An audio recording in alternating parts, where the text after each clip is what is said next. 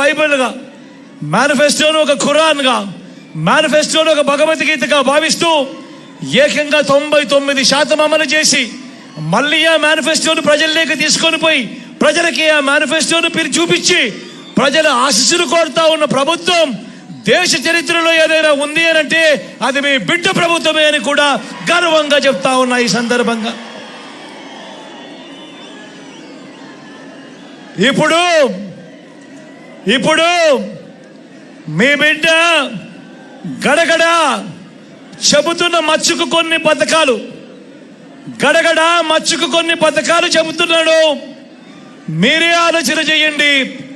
ఇవాళ మీ బిడ్డ చెప్తా ఉన్న ఈ పథకాలు గతంలో ఎప్పుడైనా జరిగాయా, గతంలో ఎప్పుడైనా చూసామా అన్నది మీరే ఒక్కసారి ఆలోచన చేయమని కోరుతా ఉన్నా. మొట్టమొదటిసారిగా గతంలో ఎప్పుడు చూడని విధంగా పిల్లల చేతుల్లో, గవర్నమెంట్ బడి పిల్లల చేతుల్లో ఈరోజు ట్యాబులు కనిపిస్తూ ఉన్నాయి. బడులు తెరిచేసరికి ఈరోజు పిల్లలకు విద్యా కానుక అందుతూ ఉంది. బడులలో ఈరోజు గోరుముద్దకు అందుతూ ఉంది.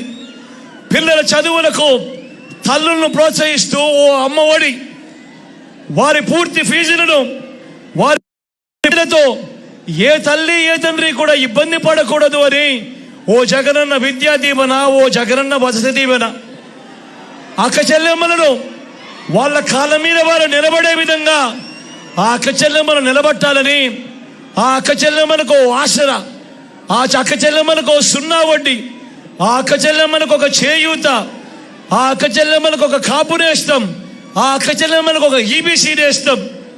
అక్క చెల్లెమ్మల పేరిట గతంలో ఎప్పుడు జరగని విధంగా ఏకంగా 31 లక్షల ఇళ్ల పట్టాలు నా అక్క చెల్లెమ్మల పేరిట రిజిస్ట్రేషన్ చేసి మరి అందులో కడతా ఉన్న 22 లక్షల ఇల్లు.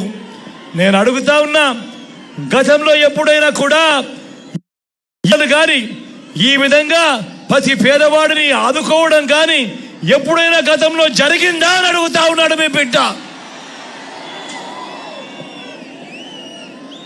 గతంలో ఎప్పుడు జరగని విధంగా అవ్వ తాతలకు ఇంటికే 3,000 రూపాయలు పెన్షన్ కానుక ఎప్పుడైనా గతంలో చూసామా అని అడుగుతా ఉన్నాడు మీ బిడ్డ.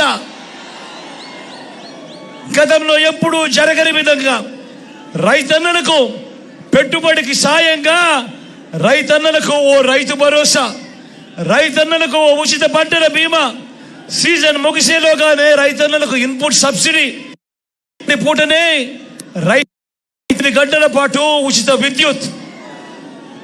ఇవన్నీ రైతన్న కోసం వేసిన అడుగులు గతంలో ఎప్పుడైనా జరిగాయా అని అడుగుతా ఉన్నాడు మీ బిడ్డ. స్వయం ఉపాధికి అండగా నిలుస్తూ ఓ వాహన మిత్ర, నేతన్నలకు ఒక నేతన్న నేస్తం, మత్స్యకారులకు ఓ మత్స్యకార భరోసా, ఓ తోడు ఓ చేదోడు, చిరు వ్యాపారులకు, శ్రమజీవులకు, లాయర్లకు లా నేస్తం. ఇవన్నీ గతంలో ఎప్పుడైనా చూసామా అని అడుగుతా ఉన్నాడు మీ బిడ్డ. పేదవాడి ఆరోగ్యం గురించి ఇంతగా పట్టించుకున్న ప్రభుత్వం బహుశా దేశ చరిత్రలోనే ఎక్కడా ఉండదేమో.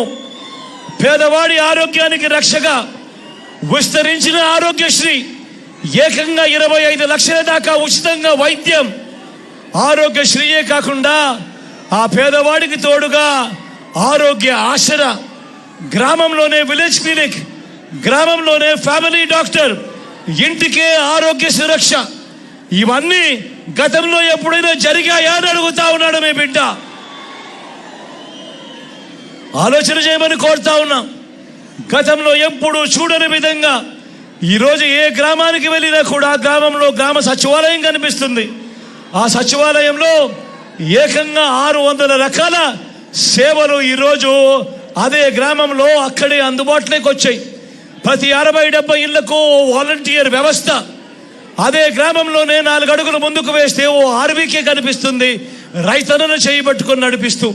అదే గ్రామంలో మరో 4 అడుగులు ముందుకేస్తే ఓ విలేజ్ క్లినిక్ కనిపిస్తుంది, ప్రతి పేదవాడికి అక్కడే ఆరోగ్యానికి భరోసా ఇస్తూ. మరో 4 అడుగులు ముందుకు వేస్తే అదే గ్రామంలోనే నాడు నేడుతో బాగుపడ్డ ఓ ఇంగ్లీష్ మీడియం స్కూల్ కనిపిస్తుంది. అదే గ్రామంలోనే గ్రామానికే చేరిన ఫైబర్ గ్రిడ్ కనిపిస్తుంది. నిర్మాణంలో ఉన్న డిజిటల్ లైబ్రరీలు కనిపిస్తూ ఉన్నాయి. గ్రామంలోనే ఓ మహిళా పోలీస్ కనిపిస్తుంది. ప్రతి అక్క చెల్లెమ్మ ఫోన్లోనే ఓ దిశ యాప్ కనిపిస్తూ ఉంది.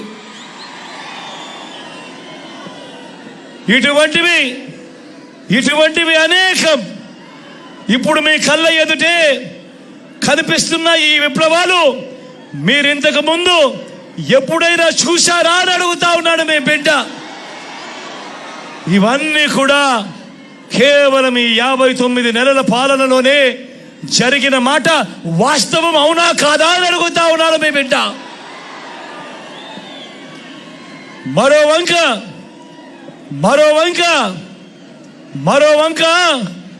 75 ఏళ్ల ముసలాయన ఒక ఆయన ఉన్నాడు.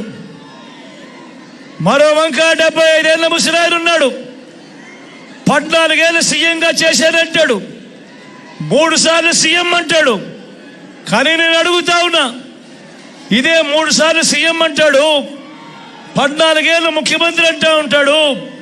మరి ఇదే చంద్రబాబు నేను అడుగుతా ఉన్నా, మీ సమక్షంలో అడుగుతా ఉన్నా, ఇదే చంద్రబాబు పేరు చెబితే ఏ పేదవాడికైనా కూడా ఒక్కటంటే ఒకటైనా కూడా ఆయన చేసిన మంచి ఏదైనా గుర్తుకు వస్తుందా అని అడుగుతా ఉన్నాడు మీ బిడ్డ. 2 చేతుల పైకి ఇలా ఇలా ఇలా ఇలా ఇలా ఇలా ఇలా ఇలా ఇలా ఇలా ఇలా ఇలా ఇలా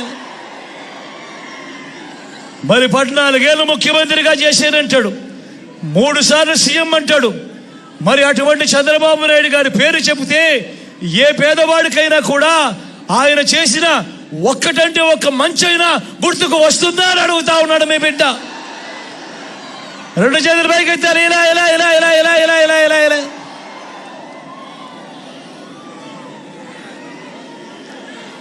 ఈ పెద్ద మనిషి చంద్రబాబు ఎలాంటి వాడో అందరికీ అర్థమయ్యేలా 4 మాటలు మీ బిడ్డ చెప్తాడు. పిండి కొద్దీ రొట్టె అనేది ఒక సామెత, ఒక నానుడు. దాని అర్థం పిండి ఎక్కువ ఉంటే రొట్టెలు ఎక్కువ వేసుకోవచ్చు, పిండి తక్కువ ఉంటే రొట్టెలు తగ్గుతాయి. ఇది మనందరికీ కూడా తెలిసిన సామెత, ఇది మనందరికీ కూడా తెలిసిన నానుడు. కానీ పిండి ఎంత ఉన్నా కూడా ఆ రొట్టెలు చేసే అధికారం చంద్రబాబుదైతే మాత్రం ఆ పిండి ఆ రొట్టె అన్నీ తాను తన వారు తినేయటమే ఒక స్కీమ్గా పెట్టుకున్నదే చంద్రబాబు పాలన. నేను అడుగుతా ఉన్నా, చంద్రబాబు తన 14 ఏళ్ల పాలనలో పేదల ఖాతాల్లోకి, అంటే మీ బ్యాంక్ అకౌంట్లలోకి, అంటే మీ ఖాతాల్లోకి, అంటే నా అక్క చెల్లెమ్మల కుటుంబాల ఖాతాల్లోకి 1 రూపాయి అయినా వేశాడా అని అడుగుతా ఉన్నాడు మీ బిడ్డ. ఇలా 2 చేతుల పైకి ఎత్తాలి ఇలా ఇలా ఇలా ఇలా ఇలా